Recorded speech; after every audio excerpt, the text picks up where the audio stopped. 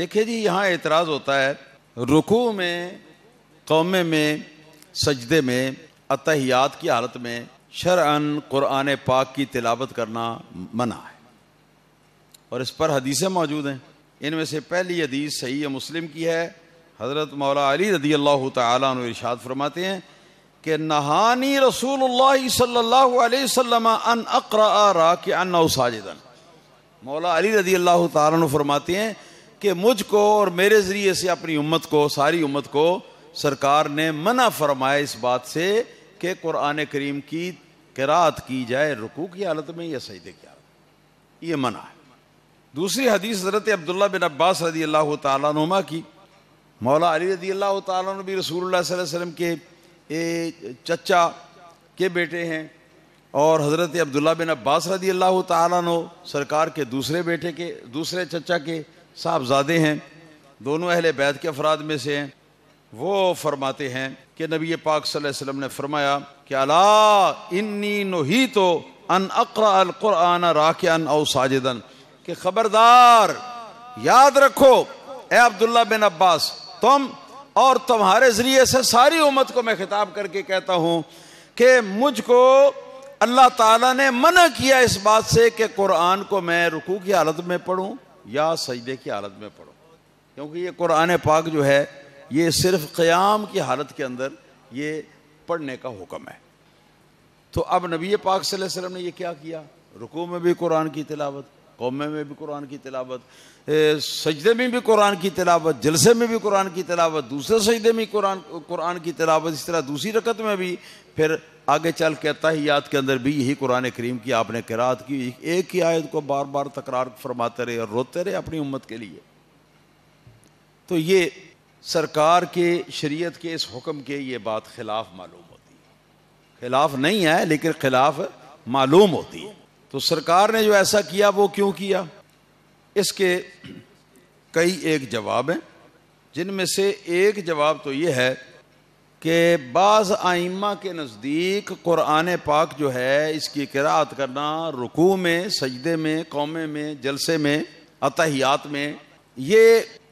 حرام محض نہیں ہے بلکہ مکروہ ہے۔ تو مکروہ ہے تو پھر یا تو ہوگا مکروہ تحریمی جو کہ گناہ بھی ہے، اور یا ہوگا مکروہ تنزیہی، اور مکروہ تنزیہی پر عمل کرنا گناہ نہیں ہے۔ جو ائمہ فقہا میں سے یہ مذہب رکھتے ہیں کہ قرآن کریم کی تلاوت جو ہے یہ ہے تو منع رکوع میں، سجدے میں، اسی طرح جلسے میں، قومے میں، اسی طرح تحیات میں، لیکن یہ ممانعت جو ہے یہ تنزیہ کے لیے ہے، تنزیہ کے لیے ہے۔ مطلب یہ ہے کہ اگر نہ پڑھو گے تو اچھا ہوگا اور ثواب بھی ملے گا، اور اگر پڑھو گے تو پھر اچھا نہیں ہوگا لیکن اتنا برا بھی نہیں ہوگا کہ تم پر کوئی گناہ یا کوئی وبال ہو۔ تو وہ فقہاء کرام جو ہیں وہ فرماتے ہیں کہ یہ صرف بیان جواز کے لیے ہے کہ جو ممانعت ہے نا، وہ ممانعت قرآن کو رکوع، سجدے میں اور تحیات میں پڑھنے کی جو ممانعت آئی ہے، تو یہ ممانعت جو ہے صرف یہ کراہت تنزیہی کے لیے ہے۔ ٹھیک ہے جی، نہ پڑھو، ہاں رکوع سجود میں قرآن پاک تحیات میں تو اچھا ہے، اور اگر پڑھو گے تو یہ مکروہ تنزیہی کا تم ارتکاب کر رہے ہو۔ تو مکروہ تنزیہ پر عمل کرنا جائز ہوتا ہے، تو بیان جواز کے لیے سرکار نے یہ کام کیا۔ دوسرا جواب اس کا جو ہے وہ یہ ہے، ہمارے ائمہ یہ فرماتے ہیں کہ رسول اللہ صلی اللہ تعالی علیہ وآلہ وسلم پر جب سے یہ رکوع میں، سجدے میں اور اتحیات میں قرآن پڑھنے کی ممانعت آئی ہے نا، تو اس حکم کے آنے سے پہلے کا یہ واقعہ تھا، ابھی ممانعت نازل نہیں ہوئی تھی اللہ تعالیٰ کی طرف سے، لہذا اعتراض سرے سے ختم،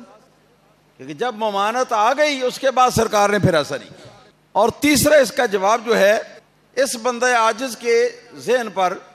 وارد ہوا اللہ پاک کی طرف سے، اور وہ یہ ہے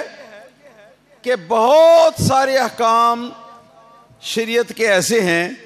کہ جن کے اندر نبی پاک صلی اللہ تعالی علیہ وسلم کو اختیار دیا گیا ہے کہ چاہے آپ یوں کر لو چاہے یوں کر لو، مگر امت کے لیے اختیار نہیں۔ آپ سمجھیں گے نہیں؟ امت کے لیے کتنی بیویاں ایک وقت میں جائز ہیں؟ 4. اور سرکار دو عالم صلی اللہ علیہ وسلم کی ایک وقت میں 9 بیویاں تھیں ایک وقت. تو یہ حضور کی ہوگی خصوصیت. ہیں جی، ساری امت پر نماز تہجد جو ہے وہ نفل ہے ساری امت کے لیے، اور سرکار کے لیے نماز تہجد جو ہے یہ فرض تھی. تو یہ سرکار کی خصوصیات بھی تو ہے نا. تو مطلب یہ ہے کہ جس طرح اللہ پاک نے سرکار دو عالم صلی اللہ علیہ وسلم کو مختار شرع بنایا ہے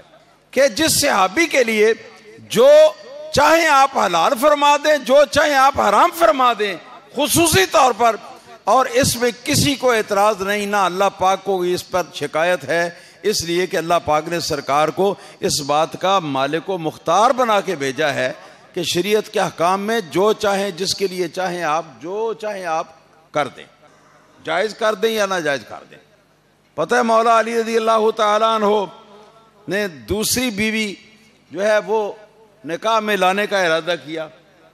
تو نبی پاک صلی اللہ علیہ وسلم کو جب پتہ چلا تو سرکار نے فرمایا، اے علی سنو، میں نہ تو اللہ تعالیٰ کے حلال کو حرام کرنا چاہتا ہوں، نہ حرام کو حلال کرنا چاہتا ہوں، مگر خالص تمہاری خاطر بات جو ہے وہ یہ ہے کہ میں یہ برداشت نہیں کر سکتا کہ میری فاطمہ کے تمہارے نکاح کے اندر ہوتے ہوئے ابو جہل کی بیٹی جو ہے وہ تمہاری بیوی بنے، میں نہیں یہ چاہتا. اس طرح سرکار کی خصوصیات ہیں. تو ان خصوصیات میں ایک خصوصیت جو ہے وہ یہ بھی ہو سکتی ہے کہ سرکار دو عالم صلی اللہ علیہ وسلم پر جو قرآن کی ممانت رکوع میں، سجدے میں، اتحیات میں نازل ہوئی وہ تو ہے حکم ساری امت کے لیے، مگر سرکار دو عالم صلی اللہ علیہ وسلم چونکہ مختار شرع ہیں، اس لیے نبی پاک صلی اللہ علیہ وسلم جہاں چاہیں جو چاہیں آپ ترمیم فرما سکتے ہیں. لہذا اس کے تحت نبی پاک صلی اللہ علیہ وسلم نے اپنے خصوصی اختیار کو استعمال فرمایا.